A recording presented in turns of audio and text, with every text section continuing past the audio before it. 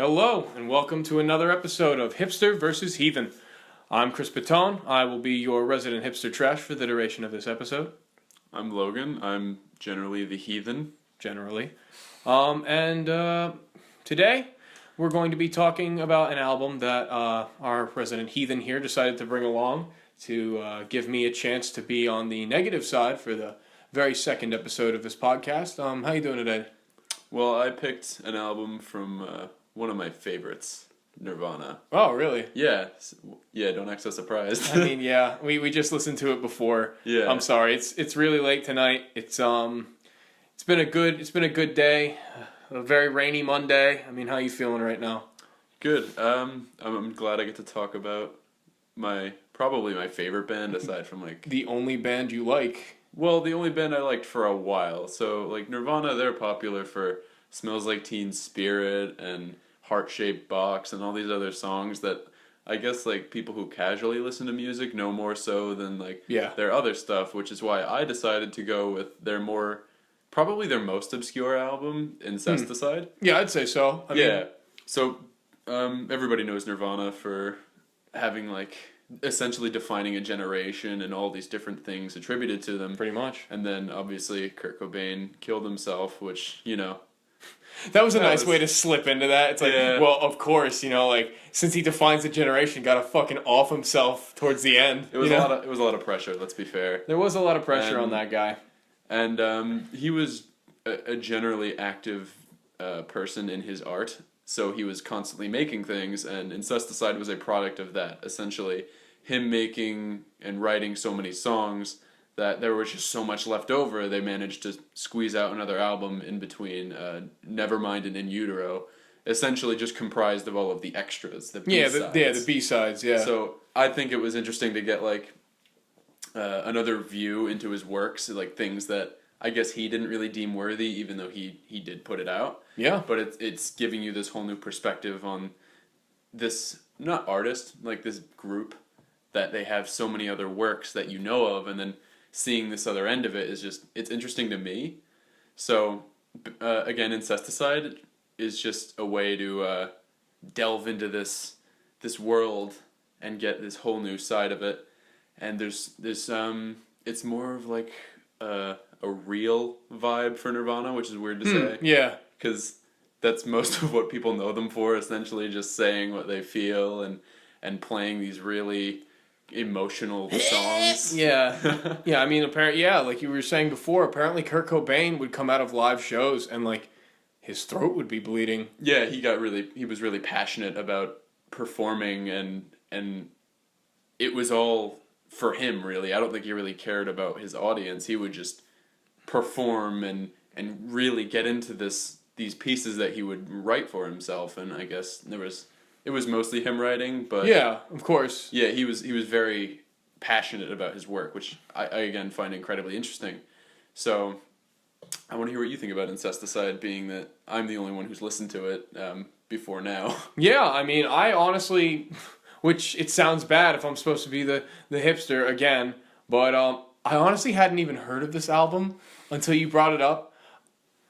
Sue me, but I'm not the biggest Nirvana fan.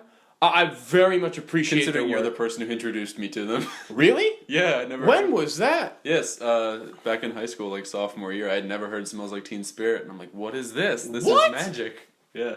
Oh my god, I'm the reason you're angsty as fuck. Yeah, that's true. Oh my god. I'm honored. I'm the origin story right here.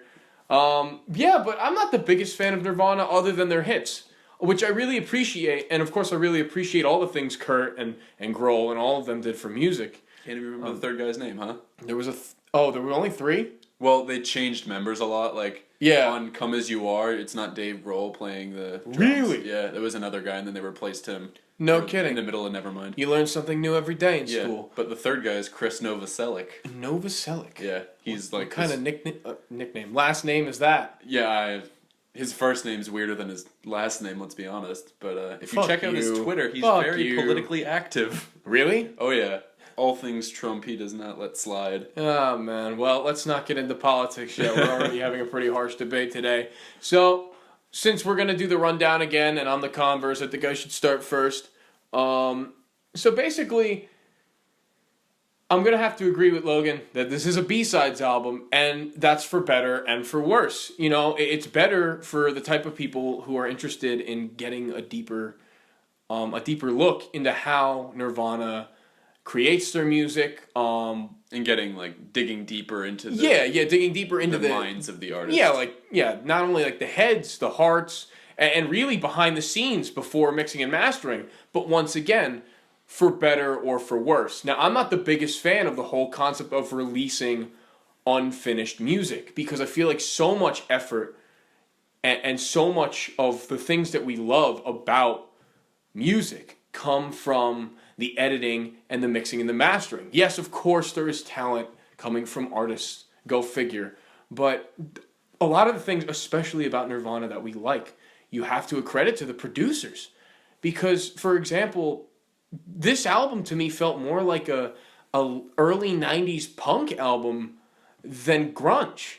And grunge was a genre that, you know, Nirvana, Soundgarden, and Pearl Jam really defined. As much as I'm not the biggest fan of Pearl Jam. Or Soundgarden. I'm a big fan of Soundgarden. Also, rest in peace, Chris Cornell. The music world lost a great mind and vocalist. Incredible human being. And it was awesome to ever listen to him. And I really, you know, some of his songs are really important to my life. But anyway, now I'm getting all choked up because everybody at my work was bummed out about that the other day. But yeah, basically this didn't feel like the genre that they defined. And a lot of it came from the fact that it was unfinished. You know, a lot of the passion and the angst, like the angst of being a 90s kid with your long sleeve shirt under your short sleeve shirt and then your mismatched Converses wasn't there because this was behind the scenes. This was them practicing. And you need someone to highlight the angst for it to really show. Yeah, I mean, like, that's like in my life. It's not just a phase, Mom. I will never get rid of the piercing. But yeah, like, it just felt like there was the spark that I really get from Nevermind, and the spark that I get from Bleach wasn't found in between these two albums. And that's the beginning of my con, and we'll get into the debate. But, you know, you have your overarching pros. Yeah, so this album is more meant for people who are already interested in this group, in of Nirvana. Course. Yeah. You can't really just pick this up and go, oh, now I like Nirvana. Like, they obviously have better works. But to me, like, there's some songs on here that, like, if you've already listened through all their other stuff and you've heard it a million times, like, this is the go-to, you know? Where, like, it gives you something more. It's like when you're done watching a DVD and you want to see the behind the scenes and, like, what went into it and, like, kind of get the artists, get more of their passion and really just delve into that. That's what this is. It's more of just an add-on, like a little bonus for already being interested in them. So there's it takes a lot of different paths. There's each song has almost a different tone. Like, some of it gets repeated. There's a few songs that kind of, you know, they feel more familiar than a lot of the others. But one of my favorite songs in the album is Aneurysm. Yeah, that song is incredible. It is a good I just Nirvana wish it was song, better made. You know, like it's very well performed and very well written out. But like you were saying before, it's really all in the mixing and mastering that the album falls short. But that's really not a solid complaint, I think, if they're essentially advertising it as being B-sides. Yeah. Now, excusez-moi. Hopefully that didn't come up on the recording. I just had a nice little burp. It was Good thing you highlighted it. People might have gone over their heads. Sometimes you gotta start an ad-lib. Ad-libs are nice.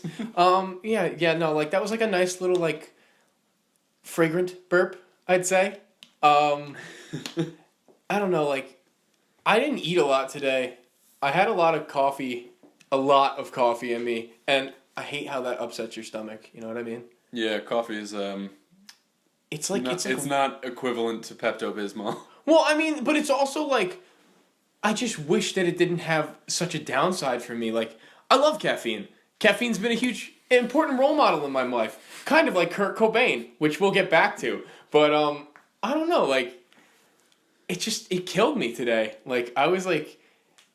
And, like, I was out with some people, and I had to hold in my indigestion, which was hell on earth. And it always is. It was agony, actually. Gastrointestinal exorcism. To be fair, that's partially your fault for not coming prepared with Tums. I mean, oh, is this a sponsor for Tums? We're sponsored by Tums now, too. Can you believe it? We're doing a Supreme collaboration. Tums X Hipster X Heathens X Supreme. The Metro cards are coming. There's already a line. I feel so bad for the people who haven't been to New York yet. I feel like we talk about it too much. Being the tri-state area nights that we are. Yeah, sounds way too close to Aryan. That's horrible. We're never calling ourselves tri-state area nights again.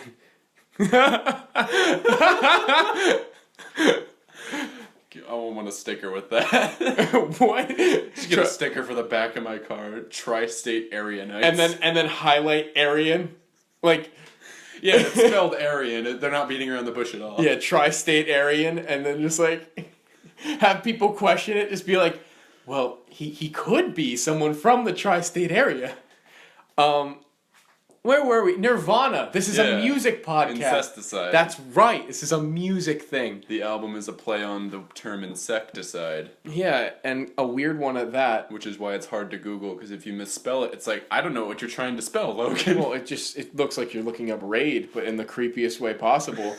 It's like anybody who calls it insecticide definitely has killed one too many cats. It's like that girl on YouTube that was talking about incense, but she kept saying incest. Incest? Wait, what? Yeah, the girl who makes all the videos that you can't tell if she's joking at first unless you watch the rest of her videos. I think you've shown me her before. Yeah. If I remember the name, or if you remember... Pupina. That's... Great name. I mean, yeah, she probably did it because it's like, it's just weird enough where you're not sure if it's real or not, which... matches the aesthetic. Yeah. I hate that word so much. I only ever aspire to be as influential and creative as Pupina.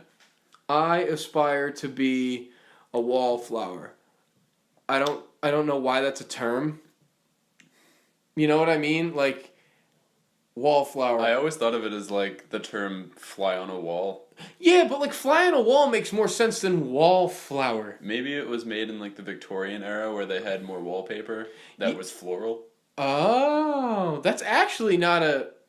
I feel like that's not it, but that's a good... But you don't know enough to dispute it. Yeah, like I don't know enough to dispute it, and that's just like the best guess I've ever heard. Like, it's just like wallflower is just like, it's so uncommon. Like, if it was a window flower... I get that more so. That's more syllables than we're... Well, but think about it this way. If you have a flower on the wall, it's not getting any fucking sun. So what if it's in a greenhouse? Well, there's no walls in a greenhouse. It's all windows. This was a music podcast. Incesticide. Yeah, all right. Yeah, incest. How about that? So, your major point is just that it's unfinished, which I understand completely. But... yeah. Well... being that it is 1/4 of their musical library, and that it's not necessarily supposed to be like, this is it, this is our piece de resistance. Yeah. It's just, I think it was them like, well, we don't have anything coming out this year, we can just do this, you know? Give one of those. Yeah, but sometimes I feel like that's a bit of which is weird for Nirvana especially, but it could have been a cash grab by the label. It could have been. It could have been like promoting the next album, which I totally understand because at the time it was new. Mm-hmm. And it's just like, you know, we're looking back on it. We have the privilege of looking back on it and their entire discography. Well, to me, what it was Kurt Cobain, he's very passionate about his work. Of course. Time is the one thing preventing us as humans from really, like, living to our fullest, you know? Like, you don't have time to do everything, so he doesn't have time to really, like, do all these songs that he wrote and performed. That was very deep. Yeah, it is the one thing limiting humans is time. But anyway. My God, you can't just throw that in there. Like, now I'm depressed. That's like if we were just like, you know, like we're talking about Nirvana, it's like, man, I really love guitar, but sadly, you know, the inevitable heat death of the universe is going to take those strings apart one day. Yeah, it's like you want to visit the Andromeda Galaxy, but it takes millions of years to get there, so... good fucking luck. Right. Anyway, back to Nirvana. We keep that's gonna be a thing. That's the catchphrase. First catchphrase of the pod. Back to Nirvana. That's the one. The Buddhists are gonna get so confused when they see our Back to Nirvana T-shirts.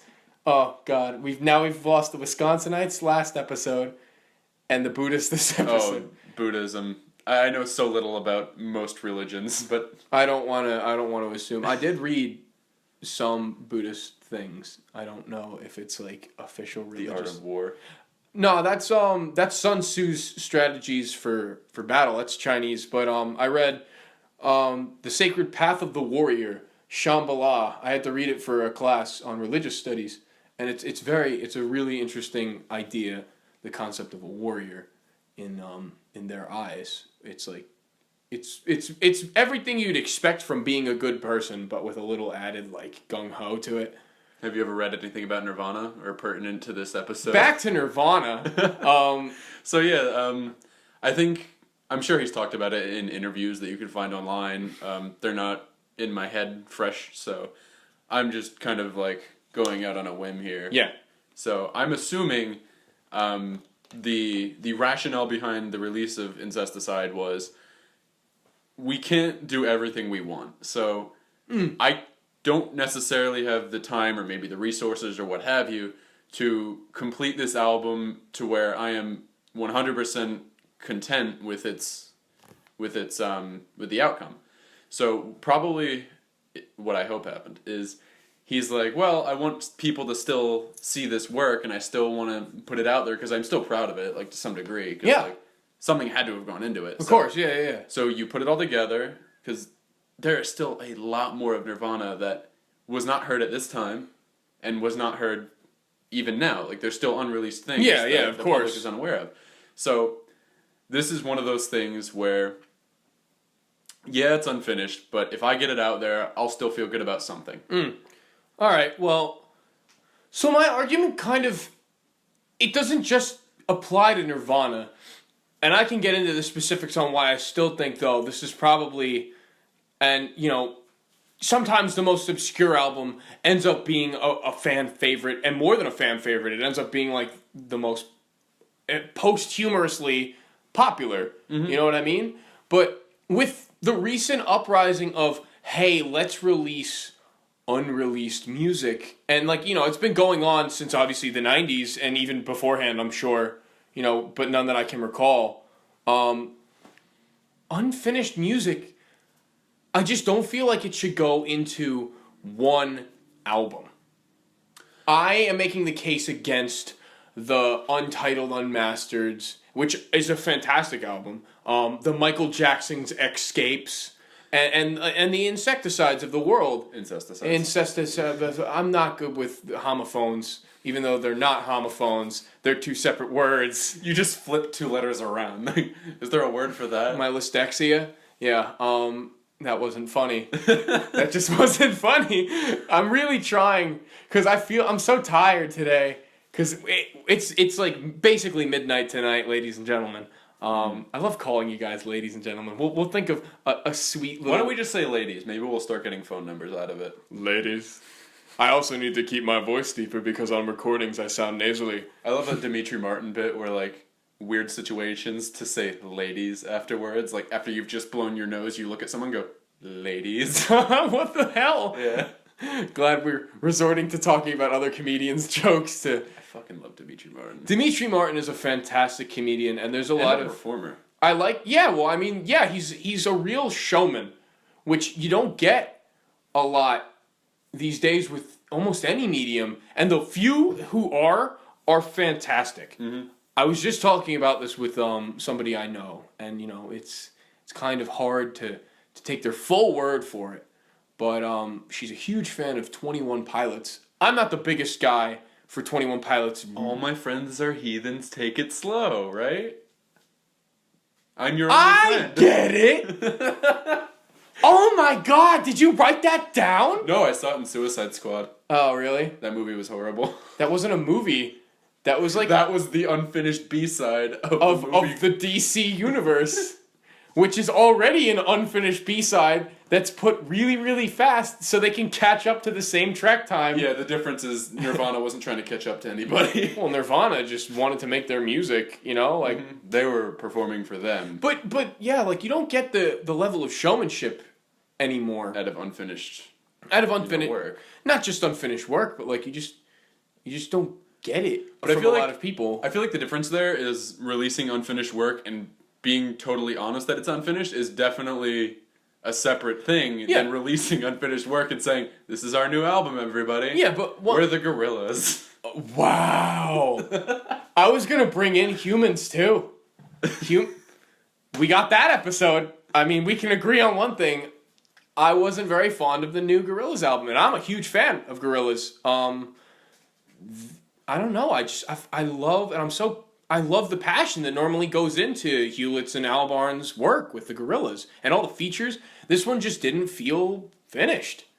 But anyway, back to Nirvana. Well, yeah, in most mediums, releasing unfinished work, that's not what like the general audience is going to be appealed with. But once again, we're talking about, especially in this podcast, the overarching opinion of an album. And my argument is that you really can't make a case that this is going to appease anybody more than the hardcore fan. Not because, like the regular fans don't appreciate the work. Clearly, everybody appreciates what Kurt did for music. Mm-hmm. Like it's almost undisputable at this point. Unless you're talking like some real old stickler with like, like the cane with the little horn on it, like, and like who only listens to shit through gramophones because even vinyls too. So the old man from Up. That movie made me really sad, and I just not like to think about that right now. But anyway, back to Nirvana. I want a counter of how many times. Like I want it like a little bell. We don't have the editing skills for it, so don't expect it to come in from here on in. But every time we say back to Nirvana, maybe we'll do that for like the next episode. When we learn how to use Audacity. That, or we'll just come back to Nirvana in the next episode, because at this point, this is literally just about burps, showmanship, and apparently the inevitable heat death of the universe so far. That's what most things are about. I mean, you guys call it weird.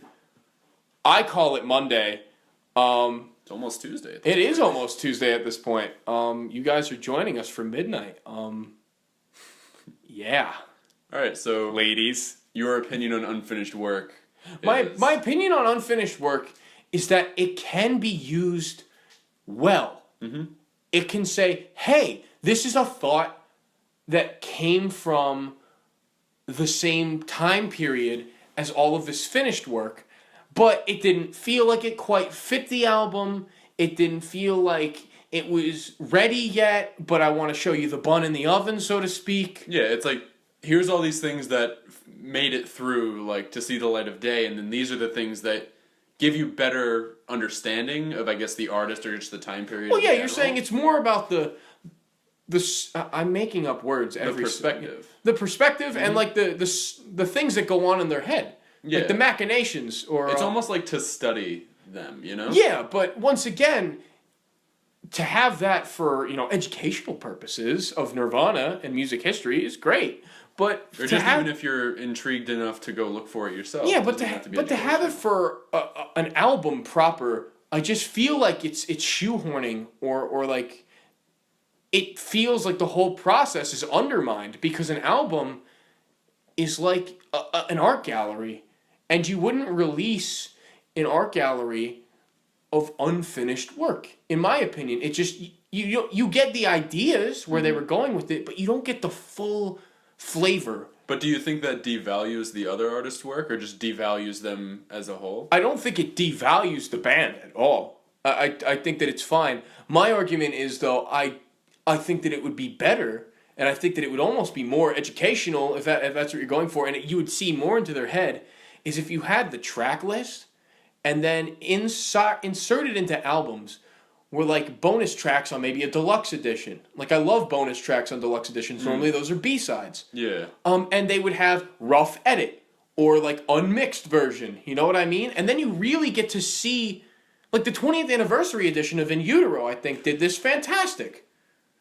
Yeah, there was a lot of just like different songs, like that one song "I Hate Myself When I Want to Die" was on there. Yeah, that's a good song, but like you said before, it's unfinished. I also can't believe he named a song after me. After all of us. After most of us, yeah, especially the ladies back home. If you're listening to us for that, like starting a fandom, which you're not, I'm gonna stop talking. Back to Nirvana. Ding. But what I don't like is when deluxe albums have live versions of the songs. I don't like live. But yeah, that's what I think deserves its own album. Well, that's a personal preference, and it did have a live version. There was the MTV Unplugged with Nirvana. That's like the one good live album. Like, there are other ones like Live at Reading, and then From the Muddy Waters of whatever the fuck. Now some people appreciate a live version because it shows you their mind on the fly.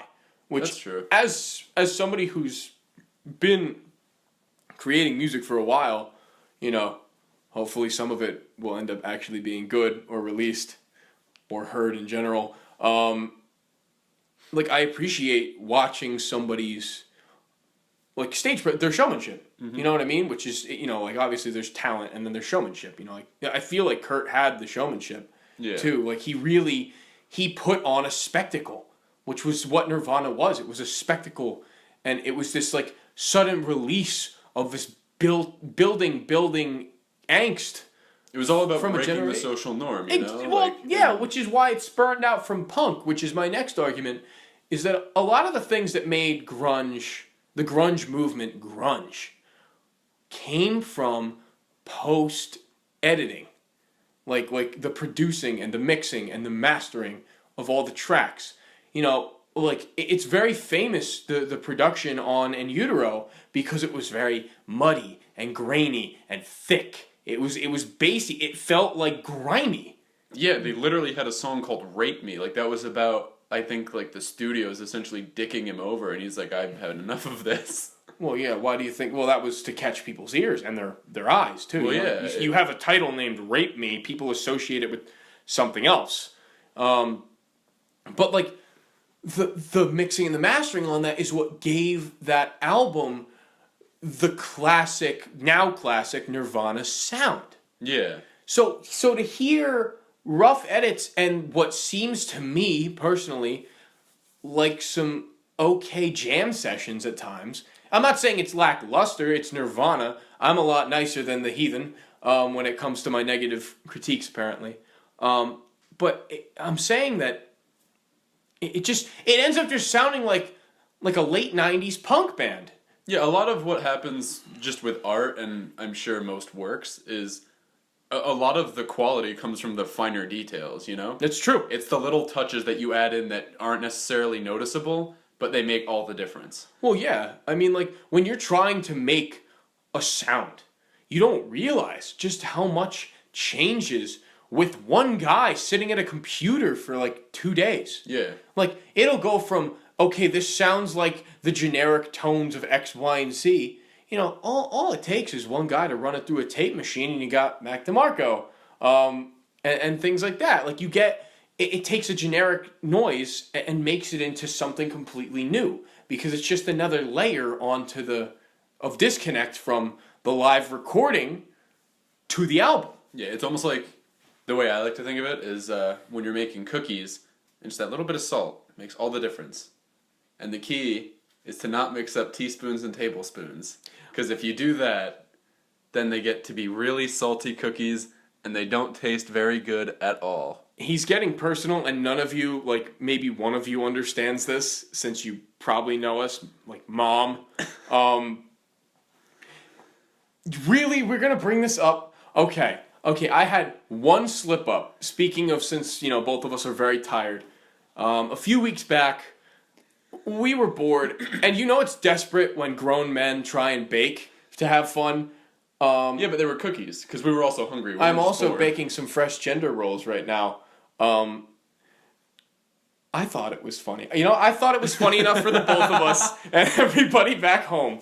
I thought that was a good one. But, yeah, so we were baking. Yeah. And we were baking with this recipe on the back of, like, a cookie dough or chocolate chip box or something like that. It was in a magazine, a very old and and like Older Than Me magazine. So like from 1992. Well, Auntie Deidre, who is the person that the cookies were named after, is an old ass woman. But basically, I read Teaspoon to be fair, off of a picture I took from my phone. From the fucking, apparently like the Epic of fucking Gilgamesh is what it sounds like. So I had to translate from cuneiform to English this recipe, and I said that teaspoons of things were tablespoons, which if you know anything about cooking, you know, you think about a teacup compared to a fucking table, there's a size difference. There's a slight size difference. And we made some salty ass cookies. I liked them. I'm used to the salt. Fuck you. I am used to the salt. Why everybody gotta hate Chris? Yeah. But yeah, no, I enjoyed them mainly because if I didn't enjoy them, that would mean I'm wrong. And I have a problem with that, personally. But anyway, back to Nirvana. Yeah. There's no salt in their music, so. Yeah, well, there's a lot of salt in their music. It's just angst.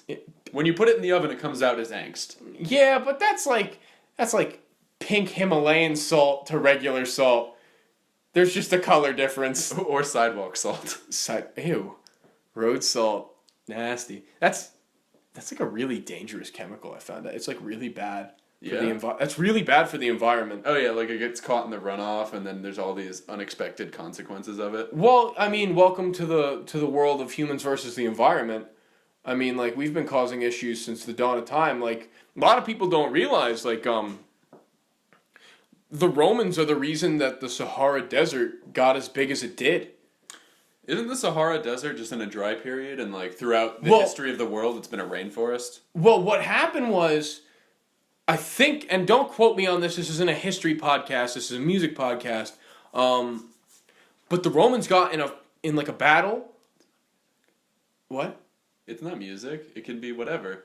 Maybe. Yeah. We're thinking about adding more to the podcast, but we'll talk about this with you guys later, ladies. But basically, the Romans fought whoever was inhabiting the Sahara, what is now the Sahara Desert at the time, and after they killed them off, they had such a long battle with these guys, they put salt into the ground. They would dump salt on the land so that the ground would become infertile. It would dry out. And that ended up creating a shit ton of sand. Now there's a lot of winds on that part of Africa because there's open plains. And it ended up creating dust storms that would just wipe out everything. And over 100 or so years, it just turned into a desert. Like it was like one of the fastest consequences of climate change, I think they said, ever. Because... And I could be completely wrong on this. I could have just made this up. Because I'm Italian and I'm proud that the Romans created a global landmark. That they had any sort of effect on the earth in any form. Hey, we're pretty loud. We do that. We have echolocation. That a lot of people don't know that. When we use our vowel sounds and we move our hands, that's actually us just feeling for the vibrations in the air. We're actually a species of bonobo. But anyway, back to Nirvana. But long story short, since we're not staying on topic at all, I just don't think that you should put all of your unfinished songs on one album. But I feel like that makes it easier, because the people who aren't looking for that, where it gets thrown into these albums that they just want to casually kind of like dip in and out of, I feel it's harder to listen to the album as a whole. So my argument is that's why you make a deluxe version of the album. Then you have a version of the album that costs the exact fucking same. For the hardcore fans... versus the non-hardcore fans. If you want the deluxe version, you get all these extra tracks. And then that entices other people to get the deluxe version, you know, which it might actually be a little bit more. I don't know how the pricings of these things actually work because I use a lot of streaming services. They normally are a little more expensive. But either way, you get to listen to these extra tracks, and that entices people to buy it instead of an entire album that's advertised as, these are the tracks you're probably not going to like as much. That is a fair critique, but my, again, argument is, even if you are like a pretty big fan, if you just want to listen to the hits and you're trying to cycle through the album, you got to skip through all the B-sides, because like you have to be in a particular mood to listen to those, you know? Yeah, but I feel like for Nirvana, you know, like they're just such a popular band Yeah, even now it's that so bizarre. that entire album, because of that, inherently is just going to fade into obscurity more and more every year. You mean Incesticide? Just it's gonna. Yeah, the album that we're debating right now. Yeah, I'm it's saying gonna fade because of away. that though, like, and that's a thing that I think in the modern day and age with the ability to access music, it's a sign that this album isn't that good. And I feel like if this wasn't Nirvana we were talking about, we probably wouldn't even bring it up. It wouldn't be worth mentioning. It wouldn't be worth mentioning. Because most unfinished songs are just like other versions of songs that were put out. Yeah, and like my argument is, even for Nirvana standards, the recordings that they used sounded lackluster to me. My argument to that is that these are new songs. They're not just unfinished songs of songs that you like. You know what I mean? Yeah. Like, Jack White put out an album that's pretty much all just different recordings or like more rough versions of other songs that he put out. Of course, yeah. So, you know, you pay $15 for this album and it's like, oh, I've heard all of these. And then there's two different versions that just have like acoustics instead of not, you know? Yeah. That I feel like is not it falls short to Incesticide just purely because all of these songs you have not heard before. All right, so now let me counter-argue that, though, with the idea of acoustics plus new versions. So there's a band that, you know, this is the hipster in me coming out, Manchester Orchestra. Really cool band, takes a lot of inspiration from a lot of different genres, including grunge to some extent. There's a lot of heavier stuff on the albums. Their most recent album, Hope, was probably, even the cover looked like Bleach. It just was like, it was just a black cover with like a white word, and it was just Cope, right? And it was like, it was very thick, and it was loud, and it was much angrier, and there was a lot more despair in this album than I've heard on any of their other stuff. Fantastic band. Wonderful discography. Most of the things that they make have been incredible, and an incredible vocalist, and there's a lot of talent in Manchester Orchestra. Look them up. But they released an acoustic version called Cope, or not Cope. Cope is the angry one. Hope is the acoustic one. So I'm assuming it's just like acoustic versions of those songs. Plus a few new versions of songs, like completely imagined, same lyrics, but like completely reimagined. Okay. Now that is an example of taking a conceit, which is what I think that B-side albums lack. Cope was angry, and it was meant to portray having to deal with these emotions, coping.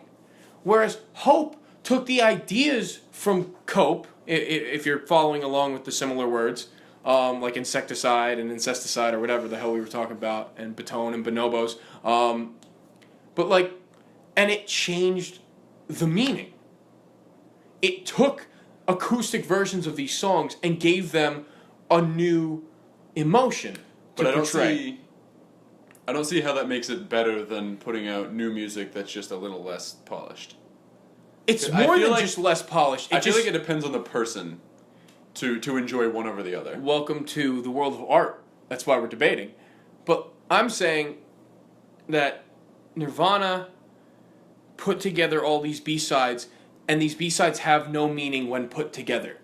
It's not like they said, hey, we're going to put these B-sides in an order where it gives a conceit or it gives a moral. I feel like the concept of an album is economic reasons to put together a whole bunch of songs that you hope everybody enjoys, and you can then buy. You have to buy in a bundle so that all these songs sell and no money's wasted. But in the artistic purpose, which is what I like to debate more so than money, especially in the realm of art, is that things are put together in an anthology where they make sense. That's why a lot of considered the greatest albums of all time, like The Wall, they're concept albums.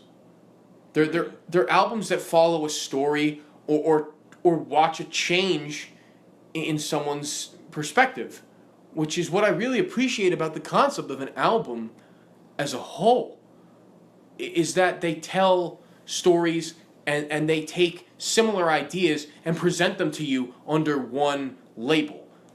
I don't think all albums have to follow a similar arc or a similar I don't think they have to follow narrative or anything like that. It's all about essentially keeping true to your genre. Like, that's pretty basic. And then really just managing to evoke all these different emotions, or even just harping on one emotion, which I think is a little... It isn't as effective doing that. It's good to kind of explore all these different areas in an album, but you don't need to have it all be the same or all be similar in any way. You know what I mean? Yes. It can do these different things by sounding different or being performed differently. Like you were saying, having the different versions of songs, I do think that's good, but also new songs to take you to new places, you know? Understandable. I'm just saying, for me, I have to, I guess, just fundamentally disagree with that. Just because of the fact that I feel like an album should have singles and single songs that have meanings and everything, like you're saying.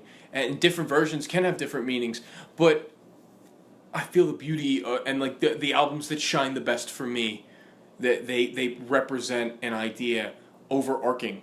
And you see that. And I'm not saying that they have to follow a narrative. Like, I know I use the idea of a concept album to explain that, but, you know, it's not fully what I mean. Obviously, the whole part of an album is that it's just a loose guideline. It's a blueprint. It's just like, hey, put these songs together, you know. But I feel like people have done so many amazing, wonderful things with experimentation and new styles of narrative through music that it feels lackluster to take already songs that just don't feel like Nirvana fully. They don't represent Nirvana at their finest. Well, and shoehorning them together. Do you think it not feeling Nirvana stems from the fact that this wasn't one of their staple albums, like one of their, you know, their bigger pieces? Well, how popular was this album in the 90s would be the answer to that question. I feel like it was just popular because it people was heard Nevermind, and then they're like, oh, this is like the next album, Nirvana, right? Yeah. Well, there's always the idea, I'm pretty sure it stems to music, it's called the sophomore slump. Their second album is normally not their finest work. That wasn't true for Nirvana at all. Well, I mean, yeah, but are you counting... Nobody's heard Bleach. Nobody has. Anybody can name About a Girl, but who knows more than 2 songs on that album? Fair enough. Well, I mean, yeah, like sophomore slump, you know what I mean? It's like, it's not their finest work. Their second album. That's such a strange concept because normally for movies it's like the second one is the best, you know? But Well, I guess it's different in music. Well, once again, it's like when you first hear a group that really blows up, that album is going to be like critically acclaimed. So their first album is their breakthrough. This is the one that's got to get them from being the people that are making EPs and getting ready to jump in to really diving into the world of mainstream music production. Yeah. So like that has to be the one that breaks the barrier. So it's like, fuck you, man. We're Nirvana. This is how we're doing it. 1, 2, 3, 4. You know what I mean? Like, and to me, it just, I don't know. Even Kurt Cobain just didn't sound right. This didn't feel right for Nirvana, especially at the time that this was happening, where they were really just gaining their speed. Like, it just felt lackluster. And I feel like it's because of, not a lack of effort or anything on that part, but because of inherently what a B-side album is. I don't think this was the best call for the timing of the album in history.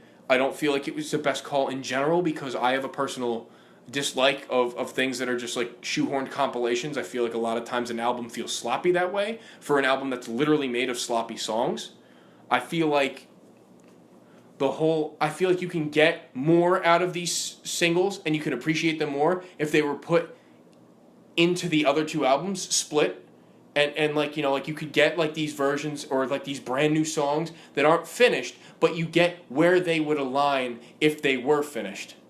I do agree with that. I guess attaching it to an album as like a deluxe edition, that would have been a good move. But I don't know, because I feel like all of these songs were basically just songs that didn't make it onto Nevermind specifically. Because if they didn't make it onto In Utero, this would have come out much later. Of course. So, you sell a deluxe edition, it would probably be double the price rather than just being a whole new album. Yeah, I mean, once again though, buying the whole new album, you're getting fans that are expecting another Nevermind That's to fair. get this, and they're like, well, their B-sides aren't that good. And then they get skeptical of buying the next album because they're like, is this what they're going to release to me, the consumer? Somebody who's been a fan and somebody who really, is amazed by the work that they've done fully. To me, all of that perspective and all of that expectation being brought to the consumer would be through the advertising. So if you go into it expecting it to be B-sides and you are aware that this is what it is, then your expectations can't be dashed. But if, like you said, you're going into it like, this is it, this is more hits, this is the Nirvana that I know and love, then obviously you're going to come away disappointed. All right. Well, I believe that we're running out of time here in the podcast today. Once again, if you agree with the Hipster or you agree with the Heathen, that's up to you. Don't be sheep. Go listen to the album for yourself. Never mind. Incesticide. Got it. 1992.